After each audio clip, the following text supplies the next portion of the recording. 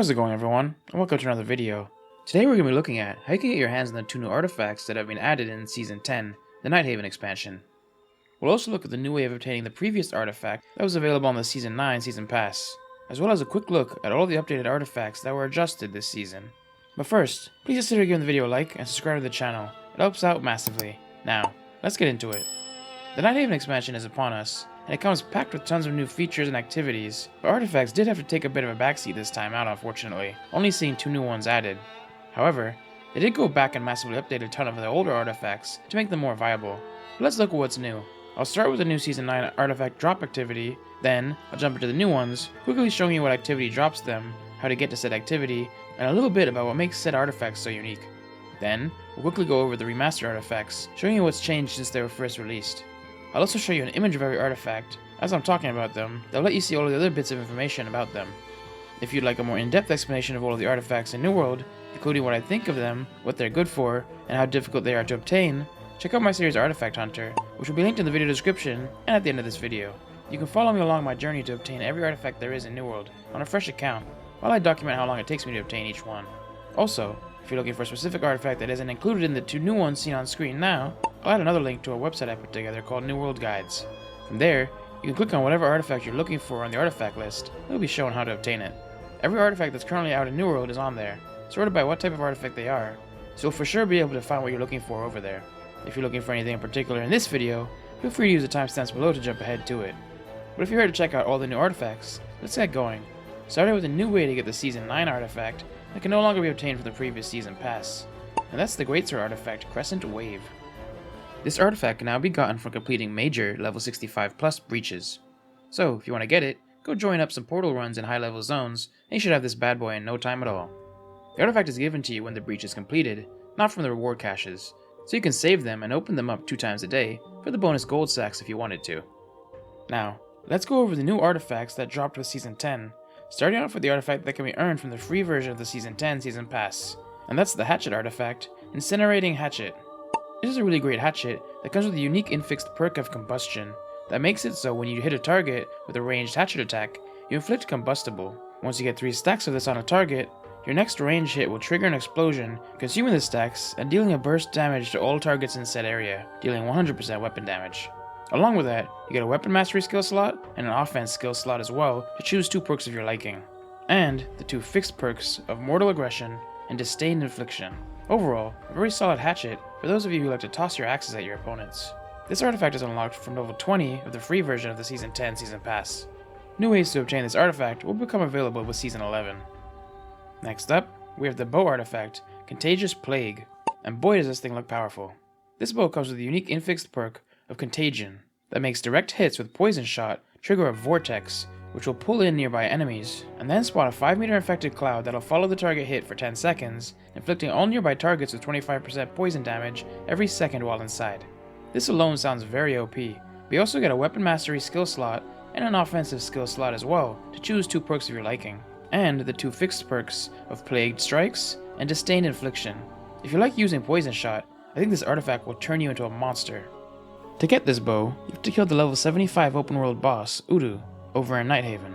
He's located in Esagila, as seen on screen now, a massive spider den, so spiders aren't your thing, be pre-warned.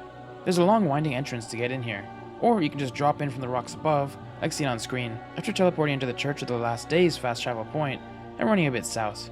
While the zone is new, there should be a lot of people farming this artifact, so jump in and get your drop, or accept a recruitment chat to find a group.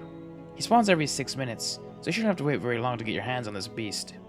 And finally, we've got the newly remastered artifacts, and boy are there a lot here, so I'll try to rush through them. First, they updated Inferno, the Abyss, and Life Taker, so that the scaling for their attributes now works correctly with the new system. Nothing you'll notice too much here though. For Vengeance, they fixed an issue where the Vengeance artifact functionality wasn't triggering off heavy attacks, and an issue where the stamina and mana regen rates were not applying at the listed rates in the tooltip. Crescent Wave was updated to only trigger the Heavy Blade passive when melee heavies are triggered to prevent the Crescent Wave artifact from triggering it. Old Crown now has 3 changeable gem slots, instead of simulating gems via standard perks. Plus, they reduced the amount of attributes provided by the Old Crown artifact to compensate for attribute adjustments. Attuned Leather Pants have had the amount of attributes they provided reduced to compensate for attribute adjustments. Featherweight has been updated to have a trade-off that inflicts slows when staggered, 8% slow for 4 seconds. Tumbler Feet Wraps have had their values updated, and power reduced from 15% to 10%, and Fortify from 25% to 18%. Ankh has had its values altered as well. They increased healing mod downside from 25% to 30%, and reduced healing mod benefit from 25% to 20%. Finisher has been updated to only trigger on bleeds applied by the wielder. Serenity's Empower and Fortify duration went from 5 seconds to 4 seconds. The Unmoved now reflects back damage to the attacker, 16% void damage with a 1 second cooldown. Blood Drinker's downside has been adjusted from 25% to 20%, and they added a benefit of a lesser decrease in damage if the target is diseased. Quick Draw Gloves will now give a bonus in power after the invulnerability ends. Runic Greaves will now give a bonus haste while Heart Rune is fully charged while in combat. Shrapnel has had its perk triggering criteria switched from headshots to critical hits. Gilly's Gravity Gauntlets have increased the power of each charge and reduced max charges. Otzi has had its power increased from 10% to 20% for both the haste and damage. Grace now gives a bonus ability damage while the haste from the artifact is active. Freya's Francisca now gives bonus functionality that will chain 25% damage to nearby targets when it triggers. Odo's defense perk is now Odo's Confidence, and it gives lifesteal, with bonus lifesteal if no shield is equipped. Thorgut's Blade now gives bonus functionality to consume the burns and deal the remaining damage at once, similar to Finish. And finally, Plagued Herald has increased the power of the disease you apply to yourself from 1% to 2%. But that covers all of the new and remastered artifacts that dropped with Season 10, the Nighthaven expansion. Which artifacts are you going after, and which is your favorite new one? If the artifact you were looking for wasn't in this video, make sure to check out the artifact page over on my website, New World Guides. It'll be linked to the video description. Every artifact currently in New World is on there. Or check out Artifact Hunter if you want to join me on my journey to hunt down every artifact in New World. Also, if the video was of any help, please consider giving it a like and subscribe to the channel. This is an exciting time to be alive on Aeternum. A new zone, more artifacts, reworked gear, tons of quality of life additions, a new raid, and so much more.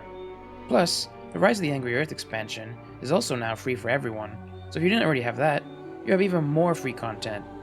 There's never been a better time to be a New World player, so go out there and enjoy all of the new content. Or, if you're considering trying out New World again for the first time in a while, this is the time to do so. And a big thank you to all of the AGS staff who've been working so hard as of late to turn this amazing game around. But until next time, have a good one. Thanks for watching another video, and a massive shout out to all the channel members and patrons seen on screen now. Links on how to become one in the video description. If you'd like to learn more about the rewards on the new season pass, and how to level up your passes fast, so you can get that new artifact, click on the video to the left. Or, if you'd like to go a bit more in depth with the artifacts in New World, and follow me along in my series Artifact Hunter, click on the series to the right.